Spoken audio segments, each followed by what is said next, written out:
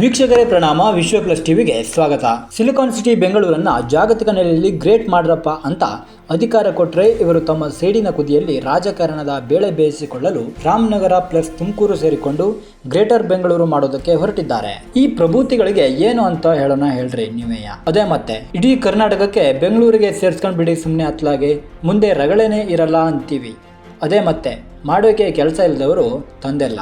ರಾಮನಗರ ಹೆಸರಿನಲ್ಲಿ ಮರ್ಯಾದಾ ಪುರುಷ ರಾಮ ಇದ್ದಾನೆ. ಈ ಜಿಲ್ಲೆಯಲ್ಲಿ ಪೌರಾಣಿಕ ಹಿನ್ನೆಲೆಯ ಇತಿಹಾಸ ಇದೆ ಅನ್ನೋದೆಲ್ಲ ಗಾಳಿ ತೂರಿ ಅವರು ಇವರ ಮೇಲೆ ಇವರು ಅವರ ಮೇಲೆ ಸೇಡಿನ ರಾಜಕಾರಣ ಮಾಡೋಕೆ ಇಳಿತಾರೆ. ಚೇಚೆ, ಮೂಡ ಹಗರಣ, ವಾಲ್ಮೀಕಿ ಹಗರಣ, ಹೀಗೆ ಹಗರಣಗಳ ಜೊತೆಗೆ ಈಗ ವಾಮನ ಹೆಸರನ್ನೇ ಜಿಲ್ಲೆ ಹೆಸರಿನಿಂದ ಅಳಿಸಿ ಹಾಕಿ ರಾಮನಗರವನ್ನ ಬೆಂಗಳೂರು ದಕ್ಷಿಣ ಅಂತ ಮರುನಾಮಕರಣದ ವಿಚಾರ ಮುನ್ನೆಲೆಗೆ ತಂದು ಕಾಂಗ್ರೆಸ್ ಸರ್ಕಾರ ಬಹುಸಂಖ್ಯಾತರ ಶ್ರದ್ಧೆಯ ವಿಚಾರಕ್ಕೆ ಕೈ ಹಾಕಿ ತಾಳ್ಮೆಯ ಪರೀಕ್ಷೆಗೆ ಇಳಿದು ಬಿಟ್ಟಿದ್ದಾರೆ. ಇತ್ತೀಚೆಗೆ ಡಿಕೆ ಬ್ರದರ್ಸ್ ಪಾರುಪತ್ತೆಯಲ್ಲಿ ರಾಮನಗರ ಬೆಂಗಳೂರು ದಕ್ಷಿಣ ಎಂಬ ಮರುನಾಮಕರಣದ ಪ್ರಸ್ತಾವನೆ ಸಲ್ಲಿಸಿರುವ ಸೋ ಕಾಲ್ಡ್ ನಿಯೋಗಕ್ಕೆ ಹಸಿರು ನಿಶಾನೆ ಬೀಸಿದ್ದಾರೆ.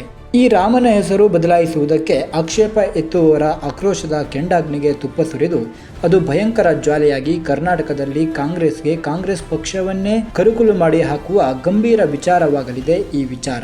ರಾಮ ಮಂದಿರ ಉದ್ಘಾಟನೆ ಕಾರ್ಯಕ್ರಮಕ್ಕೆ ಅಯೋಧ್ಯೆಗೆ ಹೋಗದೆ ದಿಮಾಕಿನಿಂದ ಫೋಸ್ ಕೊಟ್ಟು ತಮ್ಮ ಹೆಸರಲ್ಲೇ ರಾಮ ಇದ್ದಾನೆ, ಅಲ್ಲಿ ತನಕ ಯಾಕೆ ಹೋಗ್ಲಿ, ಇಲ್ಲಿಂದಲೇ ನಾನು ನಮಸ್ಕರಿಸುತ್ತೇನೆ ಅಂತ ಹೇಳಿದ್ದ ಮುಖ್ಯಮಂತ್ರಿ ಸಿದ್ದರಾಮಯ್ಯ ಈಗ ಅದೇ ರಾಮನ ಸೂಚಕವಾಗಿರುವ ರಾಮನಗರ ಹೆಸರು ಬದಲಾಯಿಸುವ ಪ್ರಸ್ತಾವನೆಗೆ ನಗುಮುಖದಲ್ಲಿ ಒಪ್ಪಿಗೆ ಸೂಚಿಸುವುದರ ಹಿಂದೆ ಇವರೆಲ್ಲರಿಗೆ ರಾಮನನ್ನ ಕಂಡ್ರೆ ಎಷ್ಟು ಶ್ರದ್ಧೆ, ಅದೆಷ್ಟು ಸ್ನೇಹ, ಇನ್ನೆಷ್ಟು ಭಕ್ತಿ ಎನ್ನುವುದು ಮೇಲ್ನೋಟಕ್ಕೆ ಬಹಿರಂಗವಾಗುತ್ತಿದೆ.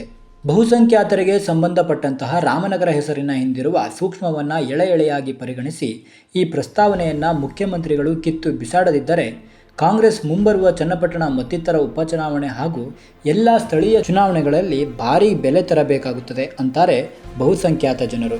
ಅಲ್ಲ, ಹೀಗೆ ಪ್ರಸ್ತಾವನೆ ಕೊಟ್ಟು ಹಾಗೆ ತಮಗೆ ಬೇಕಾದಂತೆ ಹೆಸರು ಬದಲಾಯಿಸಿ ಹೊಸ ಬೋರ್ಡ್ ಜಡೆಯಲು ಯಾರಿಂದಲೂ ಅಸಾಧ್ಯವೇ ಅನ್ನಿ. ಎಲ್ಲದಕ್ಕೂ ಒಂದು ನೀತಿ ನಿಯಮ ಅಂತ ಇದ್ದೇ ಇರುತ್ತದೆ. ಅದರಂತೆ ಈ ರಾಮನಗರ ಹೆಸರು ಬೆಂಗಳೂರು ದಕ್ಷಿಣ ಎಂದು ಬದಲಾಯಿಸುವ ಕುರಿತಾದ ಪ್ರಸ್ತಾವನೆ ಕೂಡ ಮಂತ್ರಿ ಪರಿಷತ್ತಿನ ಮುಂದೆ ಬರಬೇಕು. ಅಲ್ಲಿ ಎಲ್ಲರ ಸಹಮತ ಪಡೆದುಕೊಳ್ಳಬೇಕು. ನಂತರ ಸರ್ಕಾರ ಆದೇಶ ಹೊರಡಿಸಬೇಕು. ಅಂತಹ ಆದೇಶಕ್ಕೆ ಆಕ್ಷೇಪಗಳನ್ನಾದರೂ ಇದ್ದರೆ ಸಮಯವನ್ನು ಕೊಟ್ಟು ಸಾರ್ವಜನಿಕರ ಅಭಿಪ್ರಾಯ ಕ್ರೋಢೀಕರಿಸಬೇಕು. ನಂತರವೇ ಅದಕ್ಕೊಂದು ತಾರ್ಕಿಕ ಉತ್ತರ ಸಿಕ್ತು ಮುಂದೆ ಹೆಜ್ಜೆ ಇಡಲು ಅವಕಾಶವಾಗುತ್ತದೆ. ಇಲ್ಲಿ ತನಕ ರಾಮನ ಹೆಸರು ಅಡಗಿರುವ ರಾಮನಗರ ಜಿಲ್ಲಾ ಕೇಂದ್ರದ ಹೆಸರಿನಿಂದ ಅಳಿಸಿ ಹಾಕಲು ಯಾರಿಂದಲೂ ಸಾಧ್ಯವೇ ಇಲ್ಲ. ಆದರೆ ಚನ್ನಪಟ್ಟಣ ಉಪಚುನಾವಣೆಯ ಸಂದರ್ಭದಲ್ಲಿ ರಾಮನಗರದ ಹೆಸರು ಬದಲಾಯಿಸಿ ಬೆಂಗಳೂರು ದಕ್ಷಿಣ ಎಂದು ನಾಮಕರಣ ಮಾಡುವ ವಿವಾದಾತ್ಮಕ ಪ್ರಸ್ತಾವನೆ ಮತ್ತೊಮ್ಮೆ ಮುನ್ನೆಲೆಗೆ ಬಂದಿರುವುದು ಪ್ರತಿಪಕ್ಷಗಳ ಮುಂದೆ ಕಾಂಗ್ರೆಸ್ ಖುದ್ದು ಪೇಚಿಗೆ ಸಿಲುಕಿಕೊಂಡಿದೆ. JDS ಹೇಳ್ತಾ ಇದೆ, ಈ ಹೆಸರು ಬದಲಾವಣೆಯ ಹಿಂದೆ ಎರಡು ಬಗೆಯ ಷಡ್ಯಂತ್ರಗಳಿವೆ. ರಿಯಲ್ ಎಸ್ಟೇಟ್ ದಂಧೆಕೋರರಿಗೆ ರಾಮನಗರ ಜಿಲ್ಲೆಯನ್ನು ಸ್ವರ್ಗ ಮಾಡಿಕೊಟ್ಟು ಹಣ ದೋಚಲು ದಾರಿ ಮಾಡಿಕೊಡುವುದು. ಮತ್ತೊಂದು ಷಡ್ಯಂತ್ರವೆಂದರೆ ಅದು ಕೆಲವರನ್ನು ತೃಪ್ತಿಪಡಿಸಲು ಇರುವ ತುಷ್ಟೀಕರಣದ ರಾಜಕಾರಣಕ್ಕೆ ಕಾಂಗ್ರೆಸ್ ಧುಮುಕಿರುವುದು. ಇದರ ಜೊತೆಗೆ ಹೆಸರು ಬದಲಿಸುವ ಹಿಡನ್ ಅಜೆಂಡಾ ಕೂಡ ಇದೆ.